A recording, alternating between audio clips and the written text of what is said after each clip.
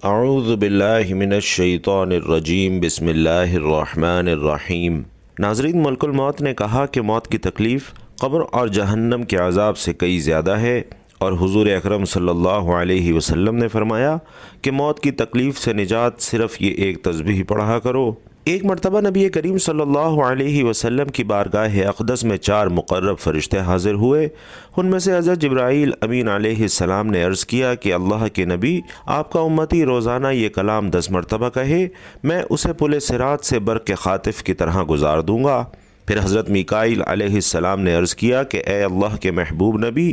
آپ کا جو امتی ایسا کرے گا میں اسے حوض کوثر سے سیراب کروں گا۔ پھر حضرت اسرافیل علیہ السلام نے عرض کیا یا رسول اللہ، میں اللہ کی بارگاہ اقدس میں سجدہ ریز ہو جاؤں گا اور اس وقت تک اپنا سر نہیں اٹھاؤں گا جب تک اللہ تعالیٰ آپ صلی اللہ علیہ وسلم کے اس امتی کی بخشش اور مغفرت نہیں فرما دے گا۔ پھر حضرت اسرائیل علیہ السلام نے عرض کیا کہ تمام نبیوں کے امام نبی آپ صلی اللہ علیہ وسلم کا امتی یہ عمل کرتا ہے تو میں اس کی روح اس طرح قبض کروں گا جس طرح انبیاء کرام علیہم الصلاۃ والسلام کی روحیں قبض کرتا ہوں۔ حالانکہ موت کی تکلیف دردناک ہوتی ہے لیکن وہ اس درد سے بری ہوگا۔ ناظرین کرام، حضرت عبداللہ بن عباس رضی اللہ تعالی عنہ سے مروی ہے کہ حضور اقدس صلی اللہ علیہ وسلم نے ارشاد فرمایا کہ اپنے بچوں کو سب سے پہلے لا الہ الا اللہ بولنا سکھاؤ، اور انہیں موت کے وقت بھی لا الہ الا اللہ کی تلقین کرو،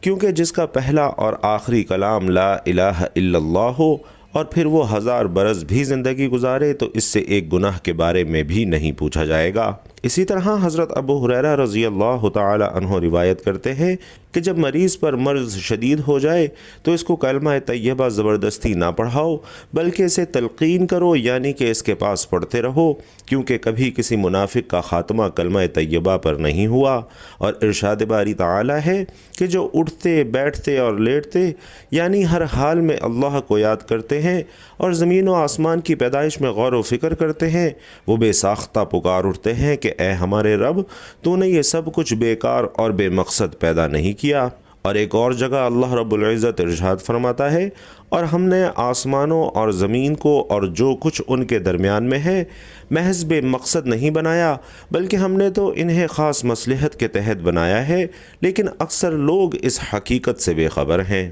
ناظرین، اسلامی تعلیمات کے مطابق کائنات کی ہر چھوٹی بڑی چیز ایک مخصوص حکمت کے تحت ایک متعین مدت تک کے لیے اپنا کام کر رہی ہے۔ موت و حیات کا فلسفہ بیان کرتے ہوئے قرآن واضح کہتا ہے کہ وہ ذات جس نے موت اور زندگی کو پیدا کیا تاکہ تمہیں آزمائے کہ تم میں سے کون بہتر جد و جہد کرتا ہے، اور وہی عزت بخشنے والا ہے۔ اللہ تعالیٰ نے قرآن مجید میں موت کو اجل سے تعبیر فرمایا ہے، اور اس کے معنی ہے کسی چیز کا مقررہ وقت جو کسی قیمت پر نہ ٹلے۔ اور اللہ رب العزت ارشاد فرماتے ہیں کہ جب تم کسی مقررہ مدت ادائیگی تک قرض کا لین دین کرو تو اسے لکھ لو۔ جس طرح فرد کے لیے ایک وقت مقرر ہوتا ہے، اسی طرح قوموں کے عروج و زوال کا وقت بھی مقرر ہے۔ فرمایا ہر قوم کے لیے ایک میعاد مقرر ہے، جب مقررہ وقت آ جائے گا تو ایک ساتھ کی تقدیم و تاخیر نہیں ہو پائے گی۔ اسی طرح فرد کی موت کا بھی ایک وقت مقرر ہے،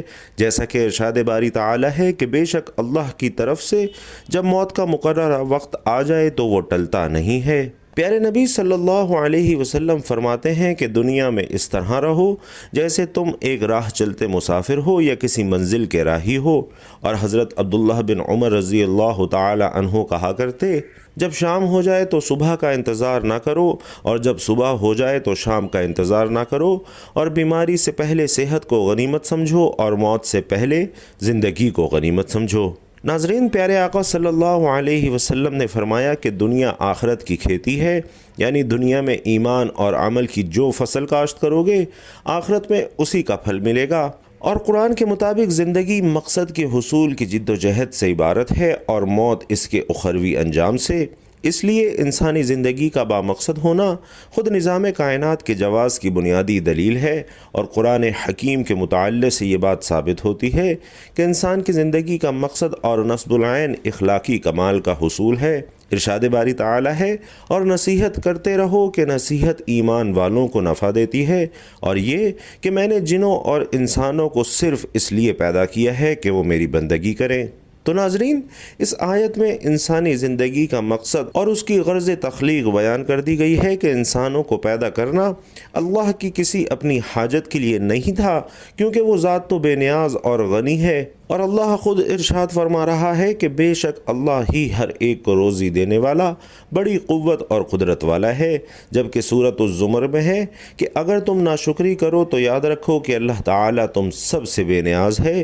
اور اپنے بندوں کی ناشکری اسے پسند نہیں، اور اگر تم شکر کرو تو وہ اسے تمہارے لیے پسند فرماتا ہے، اور کوئی کسی کا بوجھ نہیں اٹھائے گا، پھر تم سب کا لوٹنا تمہارے رب کی طرف ہے، تمہیں وہ بتا دے گا جو تم کرتے تھے، بلا شبہ وہ سینوں کے راز تک جانتا ہے۔ بھائیوں اور بہنوں، موت نام ہے روح کا بدن سے تعلق ختم ہونے کا، اور انسان کا دار فانی سے دار بقا کی طرف کوچ کرنے کا۔ ترقی یافتہ سائنس بھی روح کو سمجھنے سے قاصر ہے، حالانکہ اللہ تعالی نے قرآن کریم میں واضح طور پر اعلان فرما دیا ہے کہ روح تو صرف اللہ کا حکم ہے۔ موت کے وقت انسان کے اعمال کا رجسٹر بند کر دیا جاتا ہے، اور موت پر توبہ کا دروازہ بند اور جزا اور سزا کا وقت شروع ہو جاتا ہے۔ اس بارے میں نبی کریم صلی اللہ علیہ وسلم فرماتے ہیں کہ اللہ تعالی بندے کی توبہ قبول کرتا ہے یہاں تک کہ اس کا آخری وقت آ جائے۔ ہم ہر روز، ہر گھنٹہ، بلکہ ہر لمحہ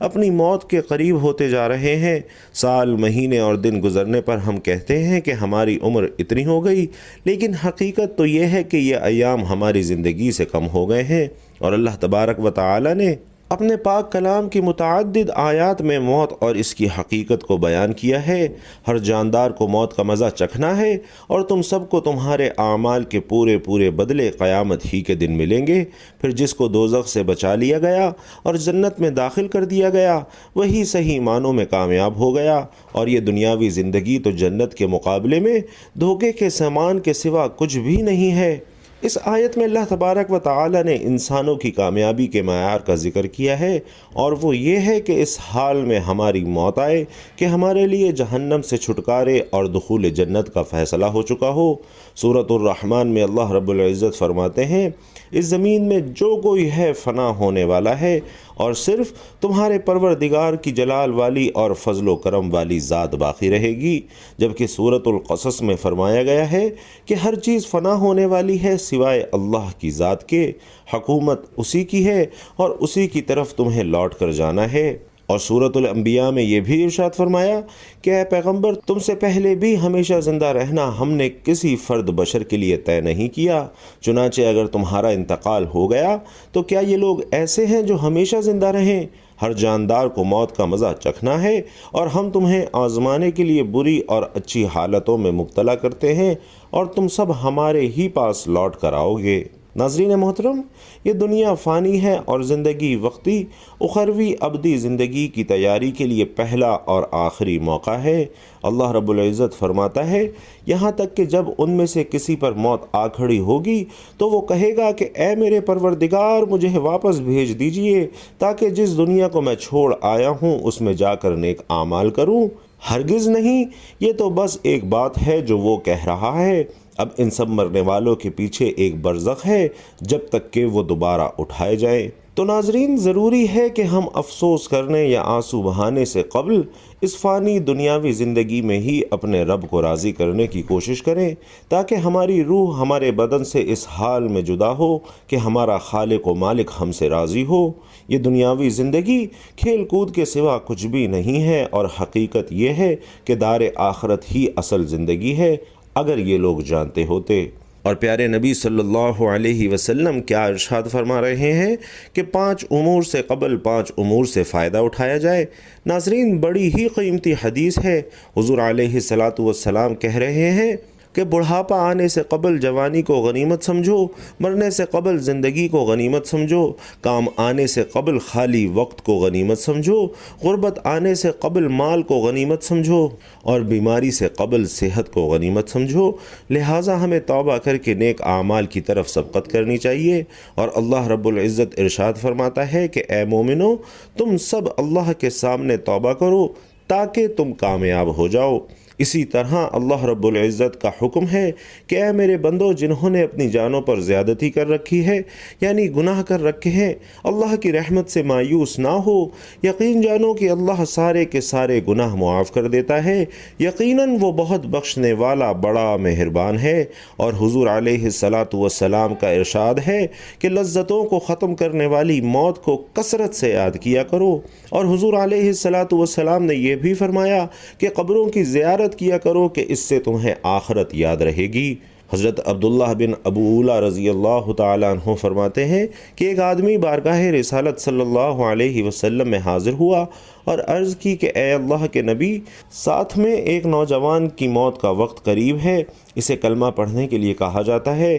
لیکن وہ نوجوان کلمہ نہیں پڑھ رہا۔ نبی کریم صلی اللہ علیہ وسلم نے دریافت فرمایا، کیا وہ نوجوان اپنی زندگی میں کلمہ نہیں پڑھتا تھا؟ لوگوں نے عرض کیا کہ ضرور پڑھتا تھا۔ تو آپ صلی اللہ علیہ وسلم نے فرمایا، تو پھر کس چیز نے اس نوجوان کو وقت مرگ کلمہ پڑھنے سے روک دیا ہے؟ پھر رحمت عالم صلی اللہ علیہ وسلم اس نوجوان کے پاس تشریف لے گئے اور ارشاد فرمایا کہ اے نوجوان، کہو لا الہ الا اللہ۔ اس نوجوان نے عرض کیا، یا رسول اللہ صلی اللہ علیہ وسلم، میں یہ کلمہ کہہ ہی نہیں پا رہا۔ آپ صلی اللہ علیہ وسلم نے پوچھا، کیوں؟ اس نوجوان نے عرض کیا کہ میں وہ بد نصیب بیٹا ہوں جو ماں کا نافرمان ہے۔ آپ صلی اللہ علیہ وسلم نے پھر دریافت فرمایا کہ اس نوجوان کی ماں زندہ ہے؟ اس نوجوان نے عرض کیا، جی ہاں، میری والدہ زندہ ہے۔ چنانچہ اس کی والدہ کو بارگاہ نبوی میں حاضر کیا گیا۔ حضور اقدس صلی اللہ علیہ وسلم نے اس کی ماں سے فرمایا،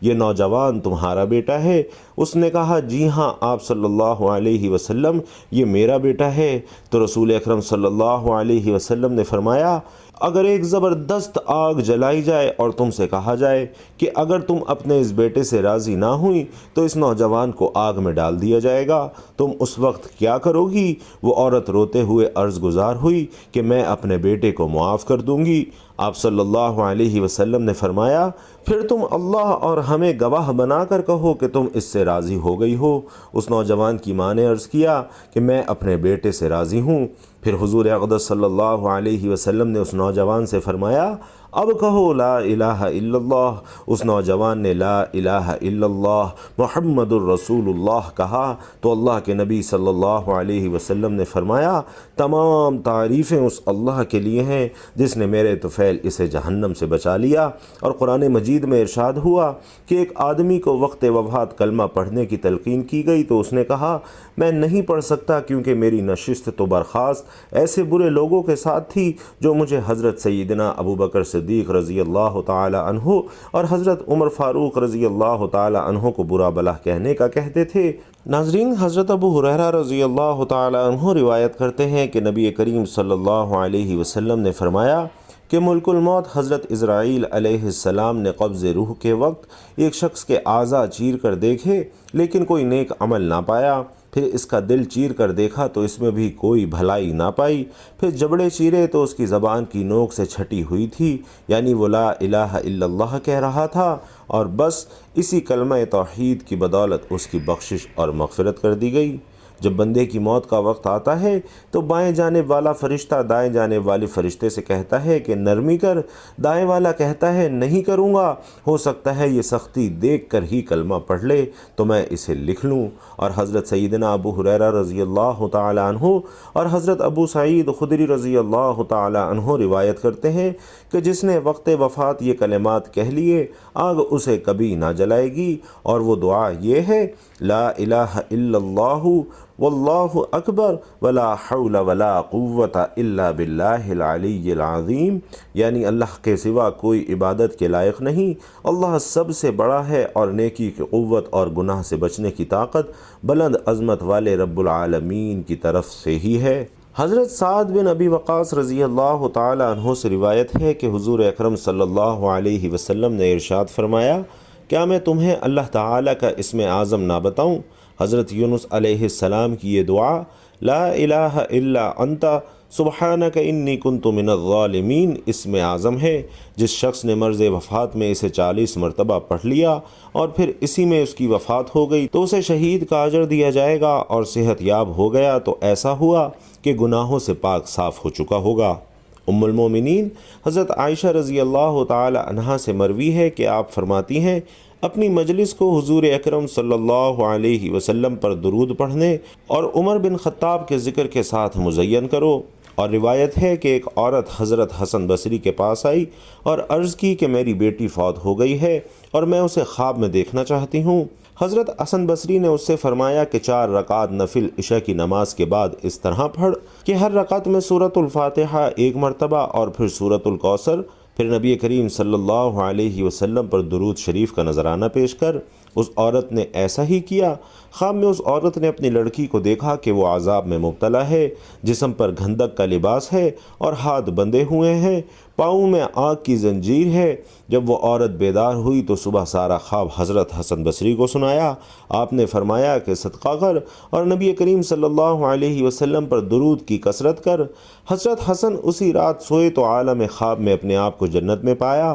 آپ نے دیکھا کہ ایک خوبصورت تخت پر ایک حسین و جمیل عورت سر پر نورانی تاج پہنے بیٹھی ہوئی ہے، اور وہ آپ سے کہنے لگی کہ کیا آپ مجھے جانتے ہیں؟ آپ نے فرمایا نہیں۔ تو اس لڑکی نے کہا، میں وہی لڑکی ہوں جس کی ماں کو آپ نے آج صدقہ اور درود کی کثرت کرنے کا حکم دیا تھا۔ آپ نے فرمایا، تیری ماں نے تو تیری یہ خوش کن حالت مجھے نہیں بتائی تھی۔ اس خاتون نے کہا، میری ماں کی بات سچی تھی۔ اس پر حضرت حسن بصری نے اس سے پوچھا کہ پھر ایک ہی دن میں تیری یہ حالت کیسے ہو گئی؟ اس نے کہا کہ ہم 70,000 نفوس عذاب میں مبتلا تھے، جیسا کہ میری ماں نے آپ کو بتایا، مگر ایک نیک آدمی آج ہمارے پاس سے گزرا، اس نے حضور اقدس صلی اللہ علیہ وسلم پر درود بھیجا اور اس کا ثواب ہمیں پہنچایا۔ اللہ تعالیٰ نے اس کے درود کو اس کی طرف سے قبول فرمایا اور ہم سب کو اس شخص کی برکت سے اس عذاب سے نجات عطا فرمائی، اور مجھے یہ مرتبہ ملا جو آپ دیکھ رہے ہیں۔ تو ناظرین، جس نے لا الہ الا اللہ کہا اس کے لیے جنت واجب ہو گئی، اور جس نے سبحان اللہ و بحمدہ کہا اس کے لیے 1,24,000 نیکیاں لکھ دی جائیں گی۔ صحابہ کرام رضوان اللہ تعالی علیہم اجمعین نے عرض کی کہ یا رسول اللہ، تب تو ہم میں سے کوئی آدمی ہلاک نہ ہوگا؟ تو آپ نے ارشاد فرمایا، کیوں نہیں؟ تم میں سے کوئی آدمی اپنی اتنی نیکیاں لے کر حاضر ہوگا کہ اگر وہ پہاڑ پر رکھی جائیں تو اس پر بھاری پڑ جائیں گی، پھر جو نعمتیں اسے عطا کی گئیں وہ لی جائیں گی تو وہ سب نیکیاں چلی جائیں گی، یعنی ان نعمتوں کے بدلے میں پھر اللہ تعالیٰ اس کے بعد اپنی رحمت سے احسان فرمائے گا۔ جو آدمی اس حال میں اللہ سے ملا کہ وہ اس بات کی گواہی دیتا تھا کہ اللہ تعالیٰ کے سوا کوئی معبود برحق نہیں اور حضرت محمد صلی اللہ علیہ وسلم اللہ کے رسول ہیں، تو وہ جنت میں داخل ہوگا۔ ناظرین، لا الہ الا اللہ ایسا کلمہ ہے جو اللہ تعالیٰ کے ہاں نہایت معزز ہے، اور اس کے لیے اللہ تعالیٰ کے ہاں ایک خاص جگہ تیار کر کر سجائی گئی ہے۔ جس نے سچے دل سے یہ کلمہ کہا وہ جنت میں داخل ہوگا، اور جس نے جھوٹ موٹ کہا اس نے اپنا خون اور مال محفوظ کر لیا، اور اللہ تعالیٰ سے اس طرح ملے گا کہ اللہ تعالیٰ اس کا محاسبہ فرمائے گا۔ نبی کریم صلی اللہ علیہ وسلم نے فرمایا کہ میں اپنی امت کی سفارش کرتا رہوں گا اور سفارش کرتا رہوں گا کہ میری سفارش قبول کی جاتی رہے گی، حتیٰ کہ میں کہوں گا کہ اے پروردگار، جنہوں نے لا الہ الا اللہ کہا ان کے معاملے میں میری سفارش قبول فرما، تو فرمایا جائے گا کہ یہ آپ کے لیے نہیں ہے اور نہ ہی کسی اور کے لیے ہے، یہ تو فقط میرے ذمہ کرم پر ہے۔ تو جس نے بھی لا الہ الا اللہ کہا ہوگا وہ سب دوزخ سے نکال لیے جائیں گے، اور جو بندہ بھی ایسا فوت ہوگا کہ وہ گواہی دیتا ہو کہ اللہ کے سوا کوئی معبود نہیں اور میں اللہ کا رسول ہوں، اور اس بات پر وہ قلبی ایمان رکھتا ہو، تو وہ بھی جنت میں داخل فرما دیا جائے گا۔ فرمایا، اے بلال، لوگوں میں یہ اعلان کر دو کہ جس نے اپنی موت سے 1 سال پہلے لا الہ الا اللہ کہا وہ جنت میں داخل ہوگا، یا 1 مہینہ پہلے، یا 1 جمعۃ المبارک پہلے، یا 1 دن پہلے، یا 1 گھڑی پہلے کہا تو وہ جنت میں داخل ہوگا۔ حضرت بلال رضی اللہ تعالی عنہ نے عرض کی کہ تب تو لوگ اس پر بھروسہ کر بیٹھیں گے، تو آپ صلی اللہ علیہ وسلم نے ارشاد فرمایا اگرچہ وہ اسی پر بھروسہ کر بیٹھے، اے سہیل بن بیضہ جس نے اس بات کی گواہی دی کہ اللہ کے سوا کوئی معبود نہیں، تو اللہ اسے دوزخ پر حرام فرما دے گا اور اس کے لیے جنت واجب ہوگی۔ اپنے اس رب العالمین کی طرف بلایا جائے گا کہ جسے تو اس وقت پکارتا ہے جب تجھے کوئی تکلیف پہنچتی ہے تو وہ اس تکلیف کو تجھ سے دور کر دیتا ہے، اور جسے اس وقت پکارتا ہے جب تو کسی بے آب و گیاہ زمین میں راہ گم کر بیٹھتا ہے اور وہ تیری اس پکار کا جواب دیتا ہے، اور جسے تو اس وقت پکارتا ہے جب تجھے قحط آ لیتا ہے تو وہ تیرے لیے پیداوار اگاتا ہے۔ مروی ہے کہ ایک نبی علیہ السلام نے ملک الموت سے پوچھا کہ تمہارا کوئی قاصد نہیں ہے جس کو اپنے آنے سے پہلے بھیج دیا کرو تاکہ لوگ موت سے ڈر جائیں؟ ملک الموت حضرت اسرائیل علیہ السلام نے جواب دیا باخدا میرے پاس کثیر قاصد ہیں، مثلا بیماریاں، بالوں میں سفیدی، بڑھاپا، دیکھنے سننے میں فرق آ جانا۔ جب کوئی شخص ان میں سے کسی میں مبتلا ہو کر نصیحت نہیں پکڑتا اور توبہ نہیں کرتا تو میں اس کی روح قبض کرتے وقت اسے پکار کر کہتا ہوں کہ میں نے یک کے بعد دیگرے تیرے پاس قاصد اور ڈرانے والے نہیں بھیجے تھے، بس اب میں آخری قاصد ہوں، میرے بعد کوئی قاصد نہیں، میں آخری ڈرانے والا ہوں، میرے بعد کوئی ڈرانے والا نہیں۔ جب آدمی کسی بیماری میں مبتلا ہوتا ہے تو ملک الموت حضرت اسرائیل علیہ السلام کا قاصد اس کے پاس ہوتا ہے، حتیٰ کہ جب وہ مرض الموت میں مبتلا ہوتا ہے تو ملک الموت حضرت اسرائیل علیہ السلام خود اس کے پاس تشریف لا کر فرماتے ہیں کہ تمہارے پاس پے در پہ قاصد اور ڈرانے والے آتے رہے لیکن تم نے ان کی پرواہ نہیں کی، اب تمہارے پاس ایسا قاصد آیا ہے جو دنیا سے تمہارا نام و نشان مٹا دے گا۔ حضرت سیدنا جابر بن عبداللہ رضی اللہ تعالی عنہ روایت کرتے ہیں کہ حضور اکرم صلی اللہ علیہ وسلم نے فرمایا کہ بنی اسرائیل کی باتیں کیا کرو کیونکہ ان کے بہت عجیب و غریب واقعات ہیں۔ پھر خود ہی ہمیں ایک واقعہ بیان فرمانے لگے کہ بنی اسرائیل کی ایک جماعت قبرستان گئی تو مشورہ کیا کہ کیوں نہ ہم 2 رکعت نماز پڑھ کر اللہ تعالی سے دعا کریں کہ وہ ہمارے لیے کسی مردہ کو زندہ کر دے تاکہ ہم اس سے موت کے بارے میں پوچھ سکیں۔ انہوں نے ایسا ہی کیا تو اچانک ان کے سامنے ایک کالے رنگ والا شخص نمودار ہوا جس کی پیشانی پر سجدوں کے نشانات تھے۔ اس نے کہا تم لوگ مجھ سے کیا چاہتے ہو؟ مجھے مرے ہوئے 100 سال ہو چکے ہیں مگر آج بھی موت کی گرمی مجھ سے دور نہیں ہوئی، لہٰذا تم دعا کرو کہ اللہ تعالیٰ مجھے میری پہلی حالت پر واپس لوٹا دے۔ بنی اسرائیل کے 2 شخص اللہ کی عبادت کرتے رہے یہاں تک کہ تھک گئے اور کہنے لگے کہ ہم قبرستان چلتے ہیں، وہیں اپنا پڑاؤ کر لیتے ہیں، شاید وہیں ہمیں موت آ جائے۔ چنانچہ وہ قبرستان کے پاس رہنے لگے اور اللہ کی عبادت کرنے لگے کہ اچانک ان کے سامنے ایک مردہ ظاہر ہوا اور کہنے لگا مجھے مرے ہوئے 80 سال ہو چکے ہیں مگر اب بھی میں موت کی تکلیف محسوس کرتا ہوں۔ اور نبی پاک صلی اللہ علیہ وسلم کا فرمان ہے کہ جو بندہ اللہ تعالیٰ کی عبادات بجا لانے کا ذمہ لے لیتا ہے اللہ تعالیٰ زمین اور آسمانوں میں اس کا رزق اپنے ذمہ کرم پر لے لیتا ہے، پھر اس کا رزق لوگوں کے ہاتھوں میں دیتا ہے اور وہ اسے تیار کر کے اس تک پہنچا دیتے ہیں۔ اگر وہ بندہ اسے قبول کر لیتا ہے تو اللہ تعالیٰ اس پر شکر واجب کر دیتا ہے، اور اگر وہ اسے قبول نہیں کرتا تو رب العالمین وہ رزق ان بندوں کو دے دیتا ہے جو اس کا رزق لے کر اس کا شکر بجا لاتے ہیں۔ مردہ جب تک قبر میں رہتا ہے موت کی تکلیف اس سے جدا نہیں ہوتی، اور یہ مومن کو پیش آنے والی سب سے سخت اور کافر کو پہنچنے والی سب سے آسان تکلیف ہے۔ اللہ اکبر۔ تو ناظرین، چلتے پھرتے اٹھتے بیٹھتے لا الہ الا اللہ، لا الہ الا اللہ، لا الہ الا اللہ کو اپنا ورد بنائیے، انشاءاللہ موت کی سختی سے آپ محفوظ رہیں گے۔ اللہ تبارک و تعالی ہم سب کو ایمان پر زندگی اور ایمان پر موت عطا فرمائے، اور موت کے وقت ہماری زبان پر کلمہ جاری ہو لا الہ الا اللہ محمد الرسول اللہ۔